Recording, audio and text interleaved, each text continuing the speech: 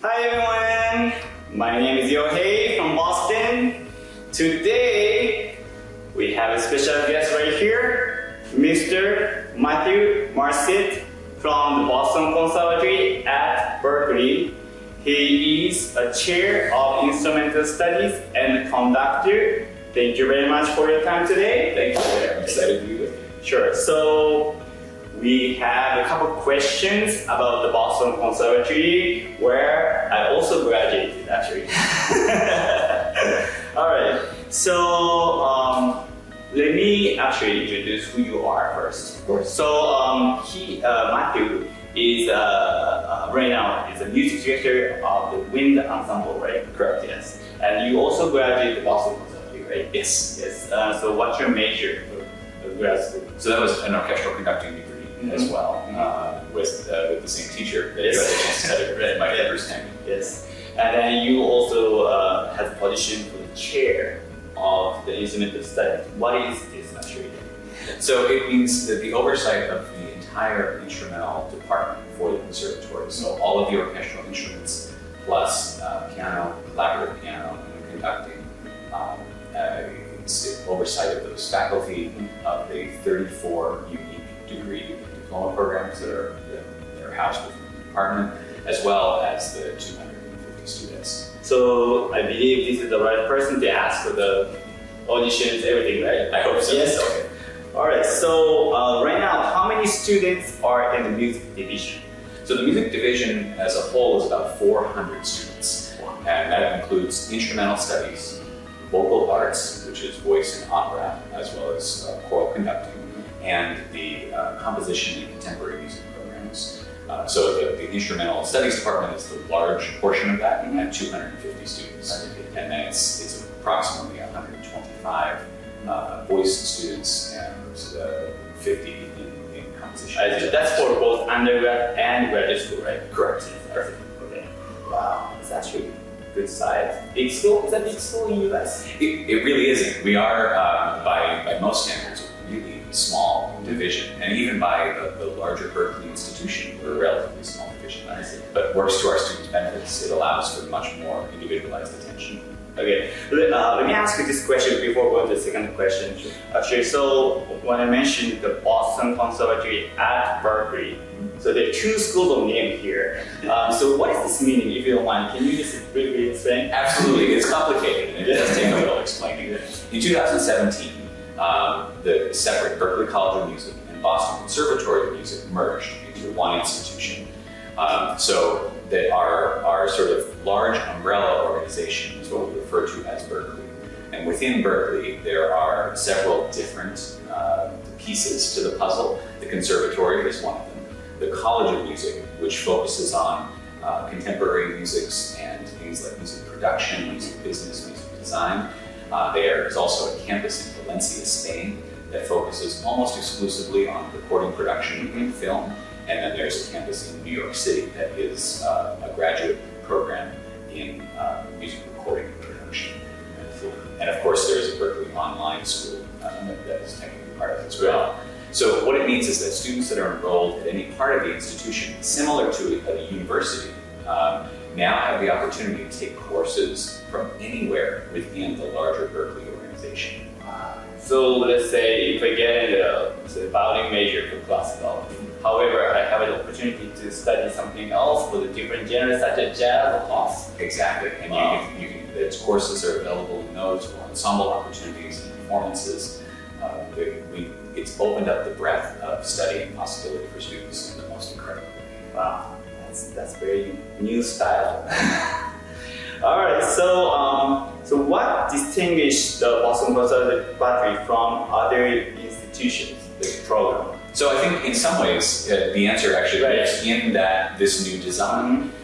We now are able to offer the same style of focused conservatory education that any serious musician is really seeking, and the training that's needed to succeed in this very competitive industry.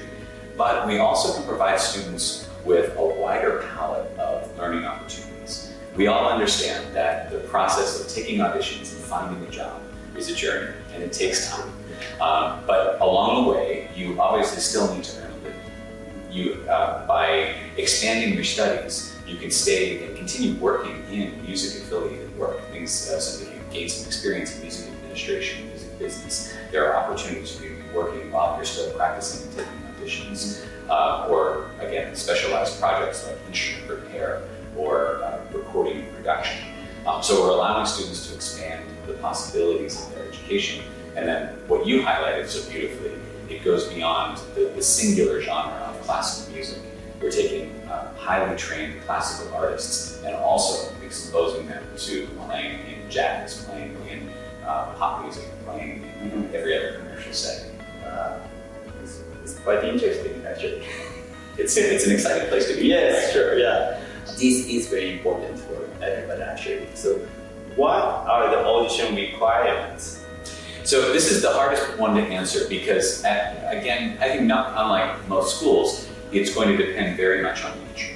And for this, I would encourage candidates to explore our website. But very simply, at the undergraduate level, we're generally looking for samples of playing that include some sort of study piece in etude, some piece of solo material that would normally be solo in piano, like a sonata, and then some major concerto work. We do, at the undergraduate level, also encourage students to bring a selection of their own choosing.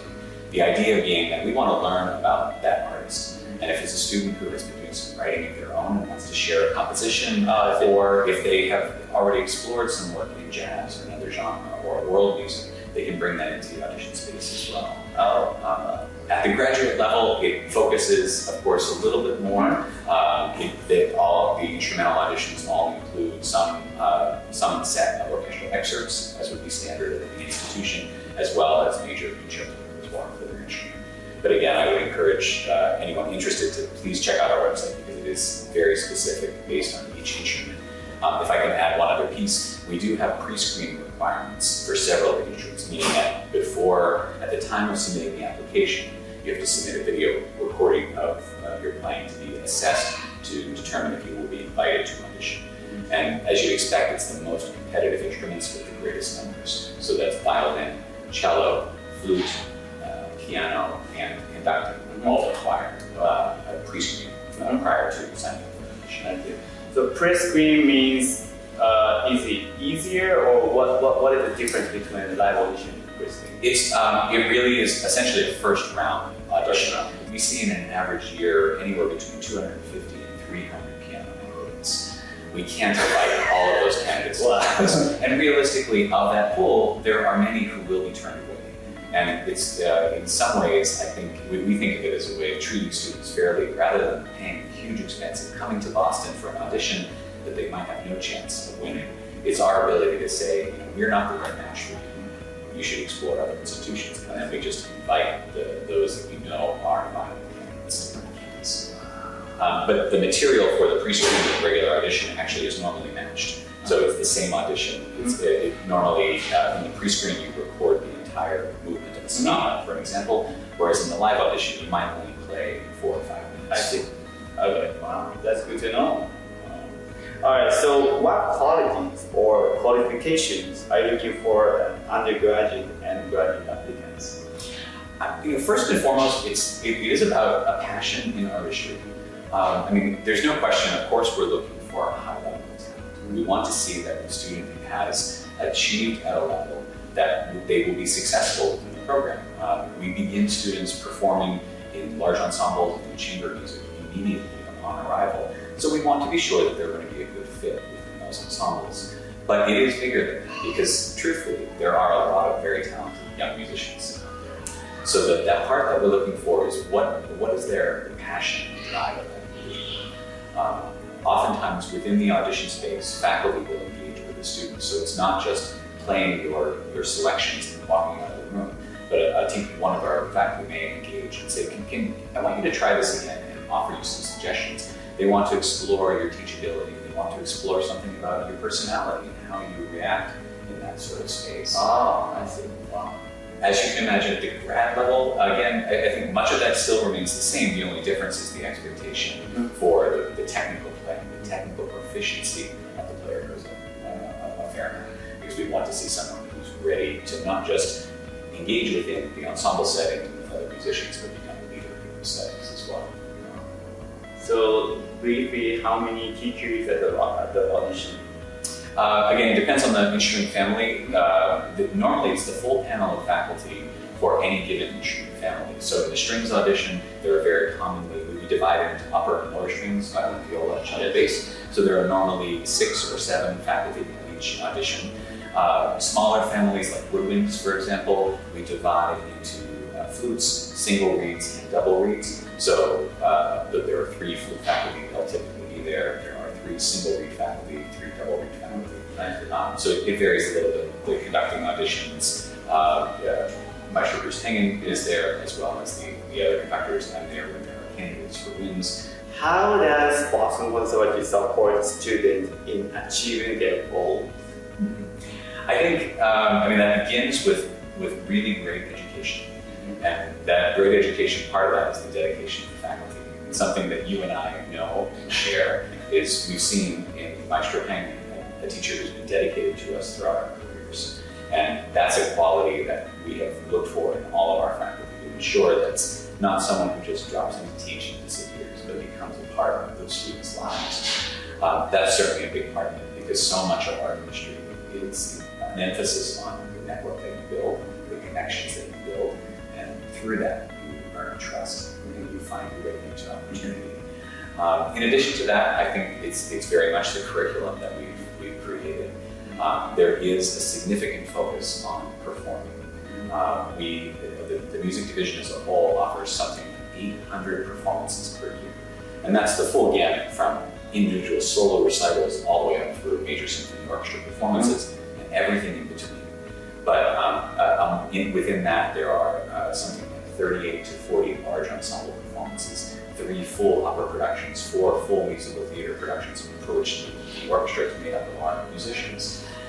So we're giving students a variety of experience in their training that I think is unlike what a lot of schools in the country, in the United States in particular, are offering. We go as far as adding, again, all forms of contemporary music, both contemporary classical as well as contemporary pop and other genre experiences. And now, thanks to our partnership with Berklee, we're also adding studio recording experience. So the students are gaining experience working with clip track and working with recording studio setting, recording for film and other purposes, to understand how that type of playing really is different than the standard symphony hall. So even though, let's say, the one student got into the classical field, but the student will be prepared for all of the experience with other genres.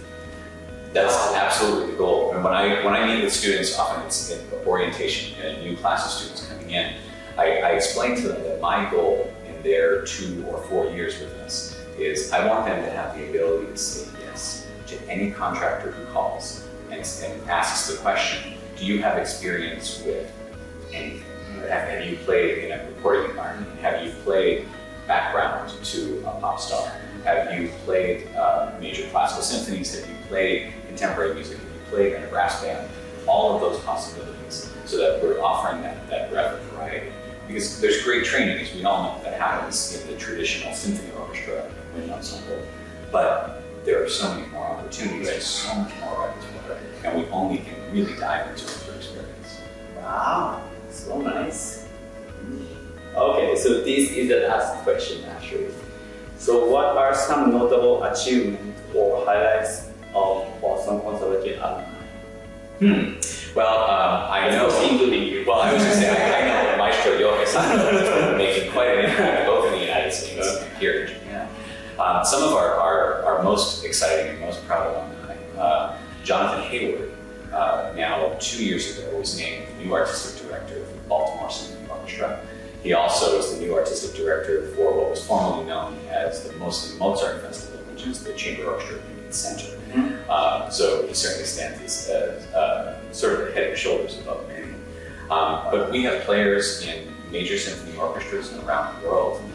We have a very active student population within the Boston Symphony Orchestra. Within the Baltimore Symphony, we actually have 2 other students that just recently won positions. But doing quite a bit of playing. I know, speaking for our friends in the vocal arts department, they've had great success in the Metropolitan Opera trials. Right. We have 2 fairly recent alumni who are regularly on the Met Opera the stage, and of course many other opera companies around the world, which is I think certainly worth noting. And then I in the fields in teaching artistry and arts administration, we're seeing because students are coming out of the program with more affiliated skills, we're seeing more students take really important positions or opening up new music schools or small conservatories of their own throughout the United States as a way of expanding our world of music to more people. So I believe the Boston Conservatory is the first conservatory in the United States, right? It was, first of its kind, founded, I should know this. I'm not going to try and put a year there, but we were the first of our kind in the US. We were also the first conservatory in the United States to welcome women into the institution. We were the first to welcome African American and indigenous people into the institution. And that tradition has carried beautifully into the school today. It is a magnificently diverse institution. 40% of the population of the music division is international population. Something like 37 countries represented within the Boston Conservatory. It's an exciting place to be, and it's the opportunity where it's not just every one of those individuals coming to learn just one thing, but each of them is bringing their own culture, their own identity, and sharing that with the community. So, is there any chance, or let's say take a lesson, or take a chance to talk with a student, or that kind of things? Absolutely, and all of the above. I would encourage individuals to reach out to me directly if they'd like. They can reach out to our admissions office. Yes. There are tours of the institution posted daily. If someone's coming to campus, I'm always happy to help connect them to observe classes, to have a trial lesson with a faculty member. Understanding that some of your audience is here in Japan, and it might not always be practical to immediately make a trip to Boston. Of course, all of our faculty are well-versed in remote lessons over Zoom and other experiences, and I know they're willing to do that. And I probably meet with something like 150 to 200 students a year by Zoom, just for a meet and greet and talking about the institution. So I'm happy to make that time. That's a great welcome. Yeah, sure. All right. So thank you very much for your time today. It was very nice, helpful information, I believe. If you have more questions, let us know. But thank you and bye for now. Thank you. Thank you.